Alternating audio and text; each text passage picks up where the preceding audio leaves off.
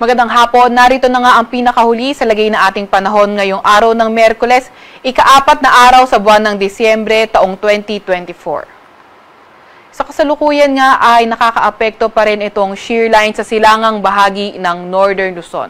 Itong shear line yung salubungan ng hangin, malamig na hangin galing northeast at mainit na hangin galing silangan. Yung area kung saan sila nagko-converge, yung area na nagiging maulan.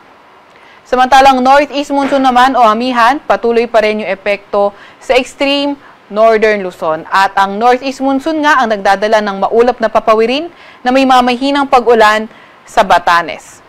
Shear line naman magdadala ng maulap na papawirin, mga kalat-kalat na pag-ulan at mga pulupulong kidlat-kulog sa mga area ng Cordillera Administrative Region, Ilocos Norte, Ilocos Sur at nalalabing bahagi ng Cagayan Valley. Kaya ingat sa ating mga kababayan na inuulan ng mga nakaraang araw pa sa mga banta ng pagbaha o hindi kaya pagguho ng lupa.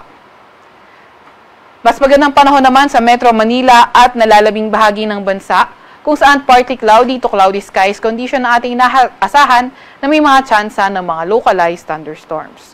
Yung ating mga kasamahan sa Regional Services Division patuloy na maglalabas ng mga thunderstorm advisory, rainfall advisory o hindi kaya heavy rainfall warning kung kinakailangan. Sa kasalukuyan rin nga ay wala tayong namomonitor na low pressure area or bagyo sa loob or malapit sa ating Philippine Area of Responsibility. Naglalabas din nga tayo ng weather advisory at ngayon nga ang latest update natin, heavy to intense na mga pag-ulan posible sa Cagayan. So heavy to intense 100 to 200 millimeters na mga pag-ulan. So inaasahan natin numerous flooding events likely lalo na sa mga areas na urbanized, low-lying or near river channels. So ang landslide naman posible sa mga moderate to highly susceptible areas. Katamtaman hanggang sa malalakas na ulan, 50 to 100 millimeters na mga pag-ulan inaasahan natin ngayon hanggang bukas ng hapon sa Apayao, pati na rin sa May Kalinga. Kapag moderate to heavy na mga ulan ay inaasahan natin localized flooding posible mainly sa mga areas na urbanized, low-lying or near river at ang mga landslide ay posible sa mga highly susceptible areas. Bukas naman ng hapon hanggang Friday ng hapon, ay naasahan nga natin yung katamtaman hanggang sa malalakas na pag-ulan, posible sa may Cagayan area na lamang. Para naman sa lagay ng ating panahon bukas, asahan pa nga rin natin ang amihan na patuloy na magdadala ng maulap na papawirin na may mamahinang pag-ulan sa Batanes. Para naman sa lagay ng panahon, sa hilagang parte ng Northern Luzon, asahan pa nga rin natin na patuloy yung shear line na magdadala ng maulap na papawirin at mga kalat-kalat na pag-ulan, pagkidlat at pagkulog. Saan naman natin sa Metro Manila at nalalabing bahagi ng bansa ang fair weather conditions with chances of localized thunderstorms. 24 to 31 degrees Celsius ang agwat ng temperatura sa Metro Manila bukas, 16 to 23 sa Baguio at 20 to 30 degrees Celsius sa May Tagaytay.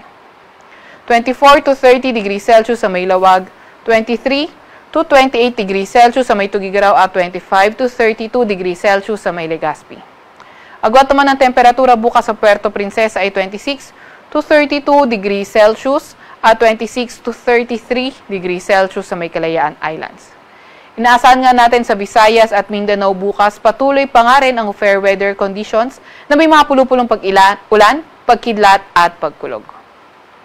Sa Iloilo, asahan natin ang temperatura bukas na 25 to 30 degrees Celsius at sa Zamboanga naman ay 25 to 33 degrees Celsius. Wala pa rin naman tayong nakataas na gale warning sa kahit na anong baybayin ng ating bansa, pero ingat pa nga rin sa papalaot sa may Northern Luzon dahil magiging katamtaman hanggang sa maalon ang karagatan. Para naman sa 3-day weather outlook ng mga pangunahing syudad natin, inaasahan natin Metro Manila, Baguio City at Legazpi City patuloy pa nga rin ang partly cloudy to cloudy skies at may mga tsansa ng mga localized thunderstorms.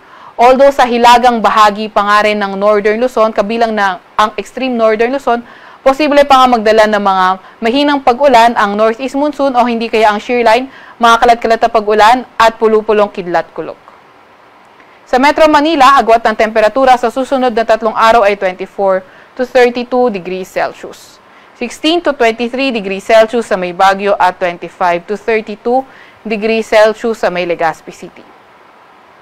Para naman sa 3-day weather outlook sa Metro Cebu, Iloilo City, Tacloban City at malaking bahagi ng Visayas. Dahil wala naman tayo nakikitang weather system na magdadala ng pangmalawakan o pangmatagalan ng mga pag-ulan, mga localized thunderstorms lamang yung ating kailangang bantayan.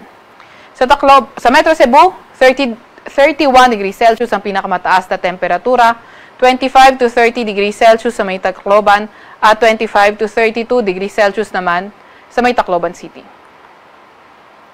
Sa Metro Davao, Cagayan de Oro at Zamboanga City, inaasahan pa nga rin natin patuloy ang fair weather conditions na may mga tsansa ng mga localized thunderstorms, ganoon din naman sa malaking bahagi ng Mindanao area. Sa Metro Davao, 33 degrees Celsius ang pinakamataas na temperatura, 32 degrees Celsius sa may Cagayan de Oro City at 34 degrees Celsius sa may Zamboanga City. Sa Kalakhang, Maynila, ang araw ay lulubog ng 5:26 ng hapon at sisikat bukas ng 6:07 ng umaga. Huwag magpapahulis, update ng Pag-asa, i-follow at i-like ang aming X at Facebook account DOST_Pag-asa. Mag-subscribe din sa aming YouTube channel DOST-Pag-asa Weather Report. At para sa mas detalyanong impormasyon, bisitahin ang aming website pag-asa.dost.gov.ph. At yan naman muna ang latest mula sa Weather Forecasting Center ng Pag-asa. Veronica C. Torres, nag-uulat.